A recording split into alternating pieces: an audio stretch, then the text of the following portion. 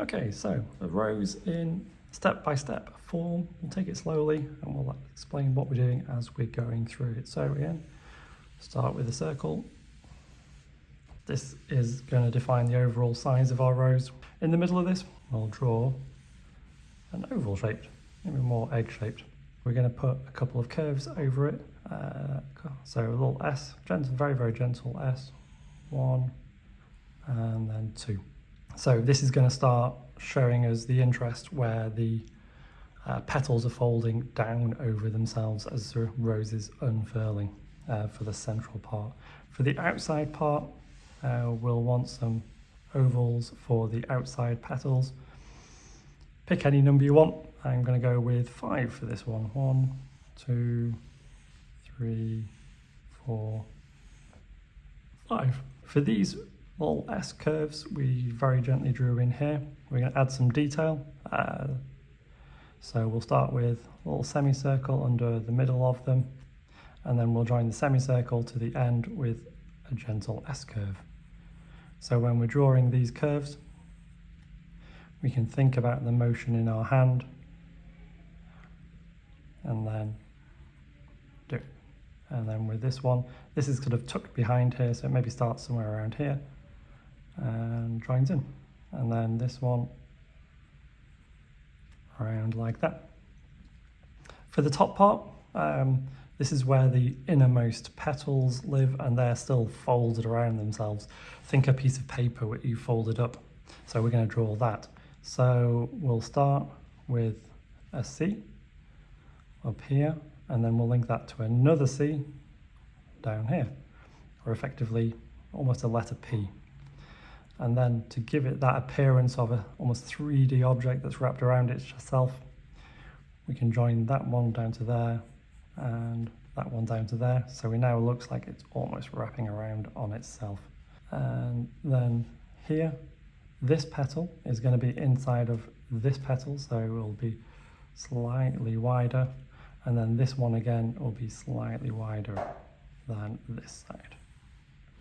And that is our central part. For the outside petals, again, keeping it nice and simple, we can find the middle of each petal.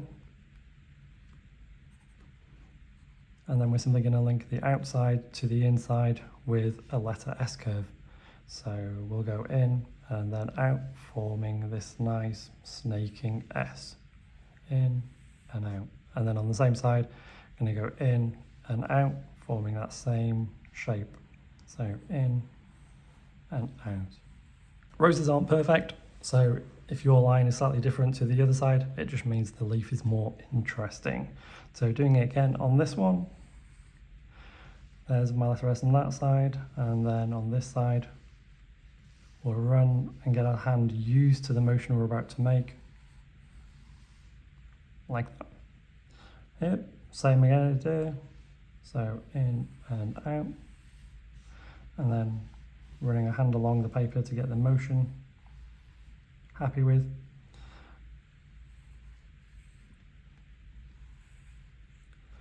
So this one is now going to be underneath these two, so we'll start here and finding the motion. There we go. So pretty much the basic rose is done. There is a nice little variation on this one, so we'll have a look at that one again. Start with a circle, that's going to define how big our rose is going to be. And this time I thought this was a little bit small, so we'll make the next one a little bigger. There we go. So for this time, instead of doing this motion here, we're going to carry it on up to the top. So an S curve, which then carries on. So, and then on this side, we'll do the same S curve and we'll also carry it on. At the top on this one, we drew a C and then another C. So C and then another C, and then we'll connect that one down and that one down. So this now looks like it's going to wrap around the side of it, and that's also going to wrap around the side of it. Again, we can do the same with the little C and S. So there's a little semicircle, and then our S is linking down. And then this side is going to wrap all the way around, so like that. And then on this side, again, we had a semicircle in the middle and then the two S curves. So there's my semicircle and there's the S curve. And then on this side, pretty much almost a C really. So maybe we even carry on for another fold. There we go.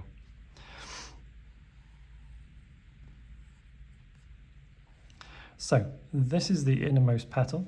This petal is wrapping around these, so this wants to be just slightly outside of that. And then this one is wrapping around the whole thing, so that can come like that. Over here we had 5 petals, so let's do the same again. 1, 2, 3, 4, 5. And then we'll put the little details on the end. So into the middle, and then back around. Into the middle, back around. And we'll just, each time we do it, we can trace the movement with our hand and then commit with the pencil. And then same on that side. And finally on here. And that would be our slight variation on the rose. We'll now look at some variations, so you can make the rose your own, make it more personal, and make it more interesting, or just draw variations if you want. Okay, so part 3 of drawing a rose, where we'll look at different leaves, we'll look at different petals, and we'll look at the stalk itself. Because if you look online, there are lots of different roses. There is no correct rose. You can pretty much draw whatever you want. So we'll start with our basic rose. We've got some petals coming on the outside. There we go. Right, so let's make this more interesting. This shape here, this sort of a petal that's folded over itself, maybe we can make that more interesting. So instead of just the C, S, and S, we could have 1, 2. Or we could have 3. Or none at all. I'm sure you understand the picture at this point. Or if we don't want anything at all, just a straightforward something like that. How about the petals? This is where you'll see the most variation, and there's a few different options for us. So we started off with this shape, which was sort of 2 combining S circles, but we can exaggerate it if we want. So we could do it that way, or more like that. Or maybe we don't want any curves at all, we want a normal straight petal. So how about that sort of a shape? Or we could make it like that. Or maybe we want a really old gnarly rose, which is probably past its prime. And so instead of this, we'd have it sort of falling apart slightly. Do all of those and you'll have a slightly older rose, or a more triangular rose, maybe a more ornamental rose, or whatever that shape is. Leaves, obviously roses come with leaves, so let's start with a stem. So for a stem, I'm just going to think about a motion and then 2 nice parallel lines. At the bottom, we'll just draw a C shape and then we'll combine it so that it looks like the bottom of a stem and maybe the inside of the stem. Roses are thorny, so we can add some thorns.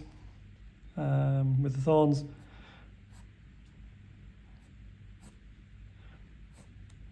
we can pretty much do that. Now let's talk leaves. So you can get the long skinny leaves like that, which again is just the same S-curve like that, except for we're going fat at the bottom and then joining at the middle. And you can make it almost pointy like that. And then for the main leaves, so maybe you'd have some leaves down here. Let's draw 3 different types of leaf. So leaf number 1, we'll draw the middle of the leaf and then a sort of C shape on either side. And that is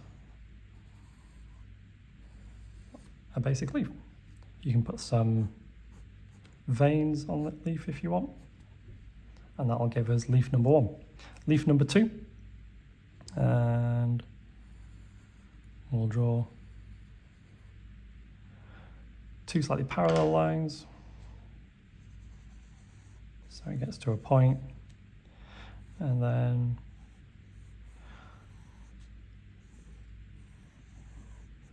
there's our same leaf. This time we'll put the veins on, and with a little C shape we'll round off the edges, and then again on this side 1, 2, 3, 4, starting, and then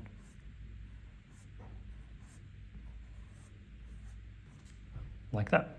Or we can go even more stylized. We'll get some spare paper down here, so 1, 2. This S shape to give us the leaf, and then same on this side.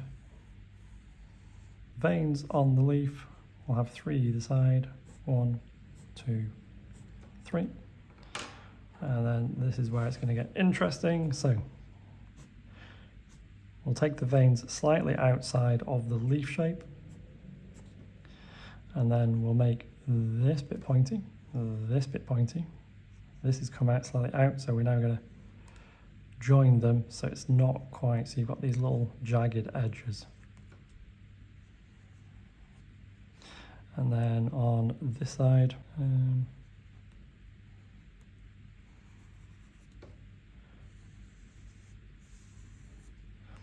that would be a more jagged leaf.